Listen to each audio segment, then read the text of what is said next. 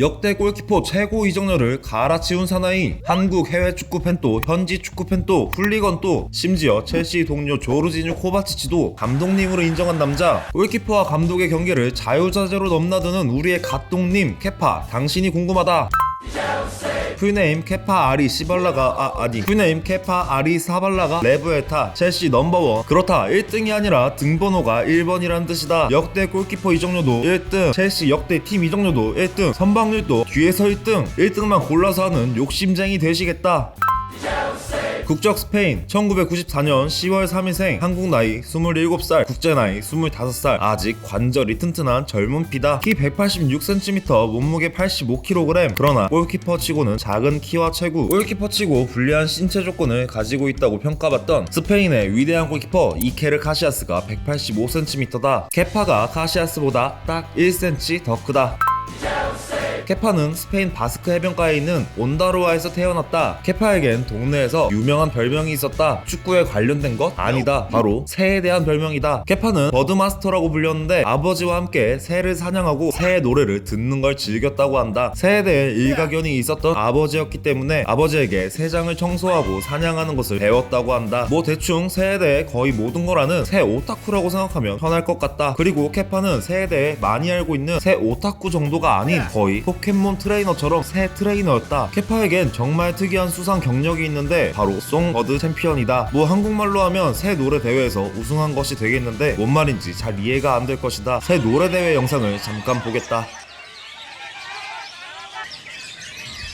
그렇다, 이렇게 새 장에 새 넣어놓고 사람들은 구경하고 뭐 그런 것이다. 새를 사냥하거나 구해서 새의 노래 실력을 키우는 것인데, 그래서 케파는 지우가 피카츄, 리자몽, 불고처럼 사냥한 우커, 로키, 라이코, 넨이라는 새가 있었다. 무능력한 지우와 달리 케파는 새 노래 대회에서 2008년, 2010년 두 번이나 우승을 차지했다. 포켓몬 세계였다면 케파는 새 포켓몬 전문 체육관 관장이 되었을 듯하다. 케파가 9살 때 잡은 새들로 4, 5년 정도 훈련시켜서 우승시킨 전문 트레이너 되시겠다. 이때부터 갓동님의 본능이 스물스물 드러난 것이다. 이렇게 축구보다 새를 좋아하던 케파지만 축구에 대한 재능은 확실히 있었던 편이다. 6살 때부터 지역 어린이 축구팀 명단에 들어 레귤러 멤버로 활약하고 9살 때 아슬레틱 빌바오와 유스 계약을 맺는다. 보통 골키퍼들이 어렸을 때부터 골키퍼가 아니었듯이 케파 역시 마찬가지였는데, 케파는 득점 본능이 있었다. 14살 때 세운 연속 경기 득점으로 인해 빌바오에서 꽤 유명한 유망주로 이름을 날렸다고 한다. 시간이 흘러 2011년 케파는 아슬레틱 위성구단이 바스코니아에서 성인 무대 데뷔전을 치렀다. 물론 포지션은 골키퍼다. 그리고 2016년 9월 11일 빌바오 1군 정식 데뷔전을 치르게 된다. 1군 데뷔전 이후 불과 1년 만에 주전 키퍼 자리를 차지하는 케파다. 유소년 때부터 굉장히 빠른 월반을 했으며 성인 무대에서도 경쟁자들을 제끼고 주전을 단기간 차지했다. 재능만큼은 확실한 갓동님이다. 2017년 케파는 빌바오 1군에서 37경기 출장하고 2025년까지 재계약을 맺게 된다. 하지만 그 사이에 사실 레알 마드리드가 2018년 겨울 이적 시장에 케파를 노렸었다. 스페인의 유명 신문 마르카에 따르면 케파는 이미 메디컬 테스트까지 통과했지만 지단의 결정적인 반대로 무산됐다고 한다. 그 후 4월 리그에서 만난 레알 마드리드를 상대로 케파는 엄청난 선방쇼를 선보였다. 팀의 1대1 무승부에 큰 기여를 했기 때문에 케파를 놓친 것을 아쉬워하는 레알 팬들이 엄청 많았다. 사실 이때만 해도 케파의 이적료는 1800만 파운드 정도밖에 안 됐다. 그런데 저 멀리 잉글랜드 런던의 모 팀에서 갑자기 주전 골키퍼가 무단이탈하는 상황이 발생한다. 그렇다, 프라이드 오브 런던, 런던의 자존심 첼시다.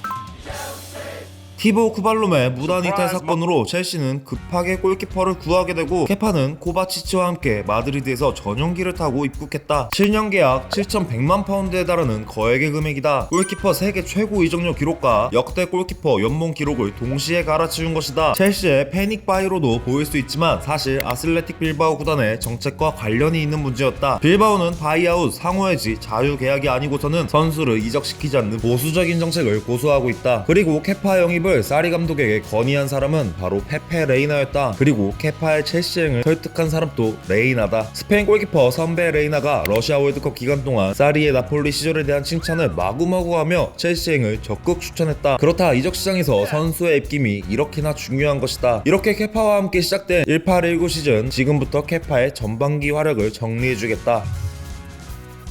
이때는 비싼 바이아웃 금액을 생각해보면 아쉽긴 했으나 첼시 팬들의 전반적 평가는 좋았다. 쿠르투아보다 공중볼 장악 능력은 떨어졌지만 반사신경과 빌드업은 후발롬을 능가했다. 경험이 많지 않은 젊은 골키퍼의 첫 해외 진출인 점을 고려한다면 리그 적응과 수비진들과의 호흡 문제 등의 악조건을 나름 잘 이겨내고 큰 문제 없이 보냈다. 전반기까지의 클린시트 횟수는 리그 2위였다. 하지만 후반기는 순탄치 않았다. 첼시의 풀백들이 무기력하게 당하자 슬슬 정신줄을 놔버리는데 후반 7경기 13실점으로 본머스전 4실점, 맨시티전 6실점 등 대량 실점 경기가 늘어났다. 클린시트 성적은 리그 최상위권이지만 털릴 땐 화끈하게 털려준 케파다. 그래서 케파를 내쳐야 한다는 의견이 이때부터 나왔지만 사실 현실성은 없었다. 최고 이적료로 7년 계약이나 했다. 카바에로는 노세화로 인해 주전으로 쓸 수 없다. 그렇다 우리는 이미 케파와 한 배를 타버린 것이다. 그리고 카라바오컵 결승전 엄청난 대형 사고가 터졌다. 2019년 2월 24일 웸블리 스타디움에서 열린 맨시티와의 카라바오컵 결승전. 케파는 피지오를 2번이나 불렀고 아무래도 부상이나 근육 쪽 문제로 보였다. 연장 후반에 사리는 케파를 카바에로와 교체하려고 했고 케파는 나가지 않았는데 무슨 말이냐, 사리 감독의 교체 지시에 항명하며 계속 경기에 참여했다. 사리는 나오라고 소리치고 케파는 안 된다고, 괜찮다고, 한다고 했다. 사리는 자신의 보물과도 같은 펜과 수첩을 집어 던졌다. 급기야 경기장을 빠져나가려 했으나 그래도 다시 돌아오긴 했다. 케파와 사리의 언쟁 사이 카바에로의 민망한 몸풀기와 윌리안의 동공지진은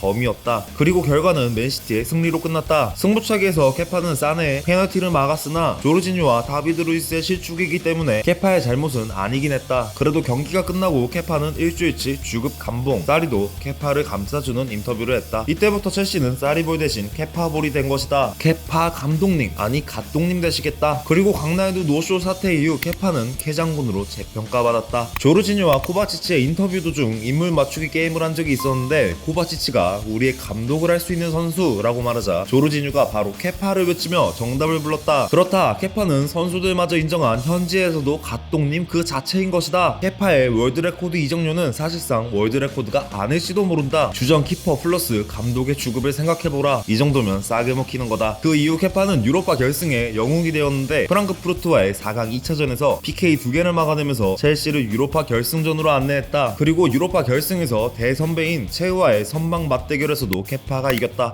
후방 빌드업과 선방으로 케파는 첼시에서 사리와 자신의 첫 트로피를 들어 올렸다. 이때까지만 해도 좋았다. 그러나 19-20 시즌 정말이지 최악이다. 지난 시즌엔 적응 기간임에도 꽤 좋은 모습을 보여줬다. 그런데 이번 시즌엔 확연히 폼이 떨어졌다. 계속되는 클린시트 실패와 케파의 장점이었던 빌드업도 미스가 계속해서 나오고 있다. 그래서인지 19-20 리그 24라운드 기준 케파 성적 박스 밖 슈팅 최다 실점, 박스 밖 슈팅 선방률 최하위, 박스 안 슈팅 선방률 최하위, EPL 골키퍼 선방률 최하위, 이번 시즌 기대 실점 최하위, 유럽 7대 리그 선방률 132명 중 127위라는 불명예를 안게 됐다. 케파는 골키퍼치고 크지 않은 피지컬이다. 그래서인지 공중볼 처리에서 종종 불안한 모습을 보이는데 중거리 슛 한 방에 뚫리는 모습도 종종 볼 수 있다. 그러나 반사신경은 좋은 편. 라리가 시절엔 페널티 에어리어 안에서 64개의 슈팅을 선방해 골키퍼 전체 3위에 올랐다. 그리고 페널티킥 선방률이 좋은 편이다. 라리가 시절 페널티킥 선방률 약 67%로 라리가 전체 1위, 첼시 입단 후에도 승부차기에선 강한 면모를 보였다. 그리고 빌드업 능력도 칭찬받을 만하다. 문제는 이번 시즌에 이런 장점들이 잘 안 나온다는 것이다. 이유가 뭘까? 25라운드 레스터와의 경기 이후 케파는 인터뷰에 밝혔다. 여자친구와 헤어진 후 심리적으로 힘들어서 경기력에도 영향을 끼쳤다고 한다. 여자친구를 정말로 많이 사랑했나 보다. 한 시즌 내내 고전하고 있다. 근데 인스타로 봐서는 다시 사귀는 것 같기도 하다. 그래도 케파 리버풀과의 FA컵 16강전에서 엄청난 선방쇼를 보이면서 다시 본래 모습으로 돌아갈 기미를 보이고 있다. 골키퍼로는 아직 엄청 젊은 나이다. 충분히 발전 가능하다. 첼시는 지금 제일 중요한 포워드도 없다. 아틀레티코 마드리드의 오블락과 오나나 등 첼시와 골키퍼와의 링크가 계속해서 나오고 있지만 내 생각은 이렇다. 미우나 고우나 케파를 안고 가는 게 낫지 않을까 싶다. 케파는 심리적으로만 안정이 된다면 충분히 잘할 수 있는 선수다. 그래도 램파드가 감독으로 온 이후 캐동님의 감독직은 잠정적 은퇴한 듯하다. 다행이다. 핫동님의 감독직 은퇴를 축하하면서 제발 기량을 하루빨리 되찾길 응원한다. 다음 누구일까 영상은 내가 사랑하는 우리의 솔선수범 캡틴 탄코로 찾아오도록 하겠다. 시청해주셔서 매우 감사하다. 좋아요와 구독도 눌러주면 매우 감사하겠다.